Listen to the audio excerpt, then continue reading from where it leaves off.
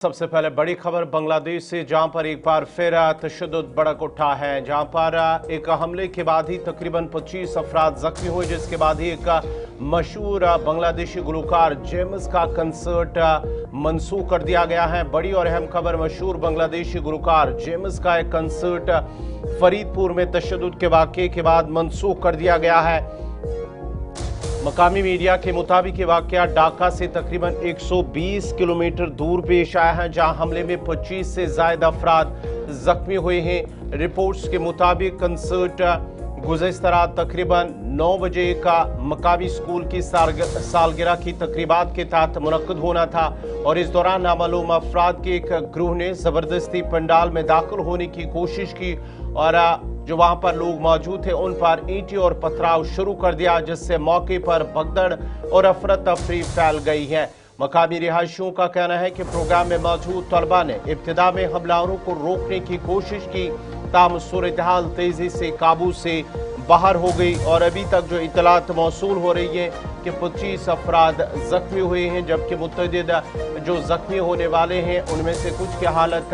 नाजुक बताई गई है। बढ़ते हुए तशद्दुद के पेश नज़र इंतजामिया ने मजीद जानी नुकसान से बचने के लिए कंसर्ट मनसूख करने का हुक्म दिया है, और इस वाक़े पर मुल्क और बैरून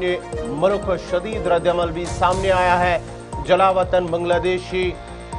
मुसन्निफा तस्लीमा नसरीन ने सोशल मीडिया प्लेटफॉर्म एक्स पर इसे बांग्लादेश में सकाफत और मौसीकी के खिलाफ बढ़ती हुई दुश्मनी का तसलसल करार दिया है। उन्होंने कहा है कि मुल्क के मारूफ सकाफती इदारे और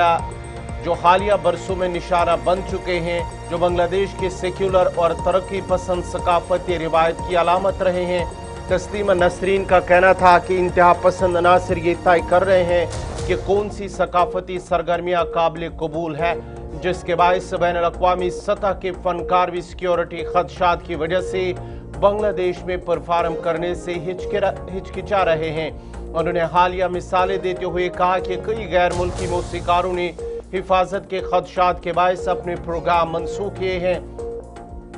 वाज़ेह है कि जेम्स बांग्लादेश के मारूफ रॉक बैंड के लीड सिंगर और गिटारिस्ट हैं और हर उम्र के अफराद में बेहद मकबूल हैं। वो भारत में भी बतौर प्लेबैक सिंगर शोहरत रखते हैं, जहां उनके गाए हुए मशहूर हिंदी फिल्मी गाने